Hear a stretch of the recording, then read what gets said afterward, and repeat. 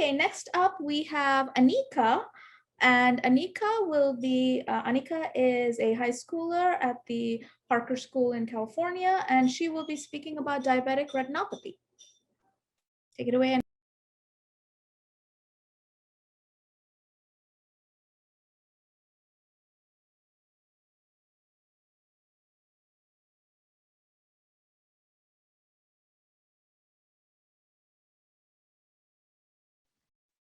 Can you see the presentation? Yes, we can. Okay. Hello, my name is Anika Palpothu, and I'm a 9th grader at the Parker School in San Jose, California. My project title is Predict Using AI, Diagnosing of Diabetic Eye Diseases Using Convolutional Neural Networks for Computer Vision. Let me tell you why I chose this project. There's a history of diabetes on my father's side, so my father went through a series of lengthy and complex tests with long waiting periods to diagnose if he has diabetic retinopathy. Diabetic retinopathy is also known as DR. This is short form.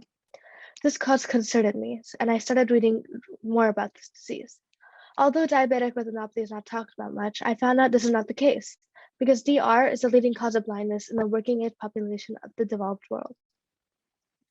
I wanted to find a faster way to identify this disease, so I decided to use artificial intelligence, which I started learning from 2 years ago, and I find this topic very fascinating. Here's some data. Diabetic retinopathy is estimated to affect over 93 million people. Around 40 to 45% of Americans with diabetes have some stage of the disease. According to CDC, 34 million Americans have diabetes, while 463 million people with diabetes worldwide as of 2021. So using the data, one can figure out that there are many people facing diabetic retinopathy. As you can see in the picture above, the retina, which is the darkest circle, starts fading away in the diseased eye. But in the healthy eye, you can see the retina clearly. There are 5 stages of diabetic retinopathy. The first one is no DR, the second mild DR, the third moderate DR, fourth severe DR, and lastly proliferative DR. Progression to vision impairment can be slowed or averted if DR is detected in time. However, this can be difficult as this disease often shows few symptoms until it's too late to provide effective treatment. Currently, detecting diabetic retinopathy is a time-consuming and manual process that requires a trained clinician to evaluate digital color fundus photographs of the retina. By the time human readers submit the reviews, often a day or two later, the delayed results lead to lost follow-up, miscommunication, and delayed treatment.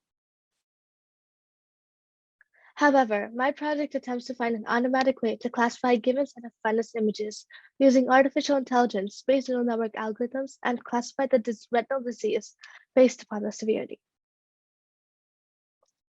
Let's discuss the architecture of my project. I trained, validated, and tested the data using convolutional neural networks, or CNNs, and TensorFlow libraries for diabetic retinopathy detection, which included 3 major challenges: classification, segmentation, and detection. This was coupled with transfer learning and parameter tuning. I adopted ResNet for DR image classification. Furthermore, I employed a publicly available Kaggle platform for training these models. The dataset I used for testing contained over 25,000 images of approximately 6 million pixels per image. Resizing these images and running my own CNN meant I was able to train on the whole dataset. The deep learning package Keras was used with TensorFlow machine learning Python libraries as the backend. The best classification accuracy I got was 95%, and the results have demonstrated better accuracy of CNNs and transfer learning on DR image classification. I will talk about convolutional neural networks in the next slide. In a CNN, each neural layer is connected to a small region of the layer before it. In the convolutional layer, the filters are doing dot products to all the inputs of the previous layers. The radar layer sets all the negative values in the matrix to 0, and all the other values are kept constant. The pooling layer shrinks the size of the image, and the fully connected layer stacks all the above layers together. Here is a user interface to predict diabetic retinopathy. The first step is to use any camera to take a picture of the person's retina that needs to be tested. Next, the image will be uploaded to the cloud when my application is running. Lastly, click the predict button to see the result. You can see here that I use the AIClub interface to test my idea out. First, I use AIClub, and then I created my own application that detects diabetic retinopathy. 5,000 images from the dataset were saved for validation purposes.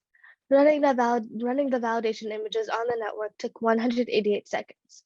For this 5-class problem, I defined specificity as a number of patients correctly identified as not having DR out of the true total amount as not having DR. The final trained number achieved 95% specificity, 75% accuracy, and 30% sensitivity. I trained the model, and the loss that came at the 10th epoch was 0.29739%, and the accuracy was 0.825%. From this, I knew that the predictions of my test data had been done correctly. After a few more iterations or epochs, the accuracy increased to 95%. Let me explain you the results using a confusion matrix. A confusion matrix is a type of graph.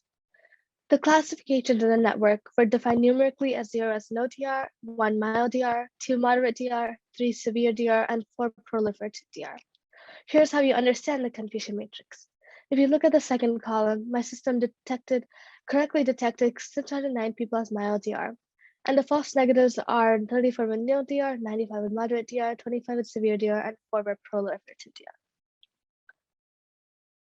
This chart shows the relationship between epochs versus training loss and validation loss versus accuracy.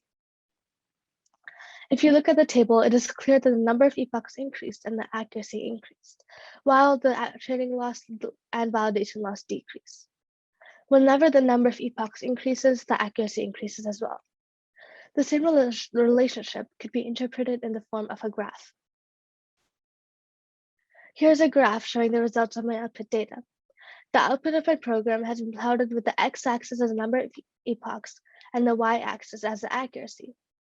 The red line represents the accuracy, and it has gone up steadily, representing the improvement from 70% to 94%. And the blue and green lines came down, representing the decrease of training loss and validation loss. So what did I learn through the competitions I participated in? Through Broadcom and Project CS Girls, I learned about different types of projects, from detecting lead in turmeric to creating a low-cost sign language glove. All the unique ways people thought of adding on to their project to help the world just grew my love for STEM even more. It has also given me ideas on where I should start implementing my project. Next, I want to show my project to small hospitals and let them try out my application. If my project shows a significant increase in the number of people diagnosed with diabetic retinopathy correctly, then I can go on from there. I greatly encourage anyone to explore the ideas through STEM because it can be used anywhere and it opens up channels in multiple places. In this project, a novel deep transfer learning model has been developed to automatically detect diabetic retinopathy and retinal fundus images. The proposed approach had a high accuracy and low learning loss for classifying DR images, hence offering a consistency of interpretation on the specific diabetic retinopathy image. And I am able to assist ophthalmologists in making referral decisions. In addition, the process of diabetic retinopathy detection in the proposed approach was fully autonomous. Thus, it could serve as an important role in making automated screening for early diabetic retinopathy based on retinal fundus photographs.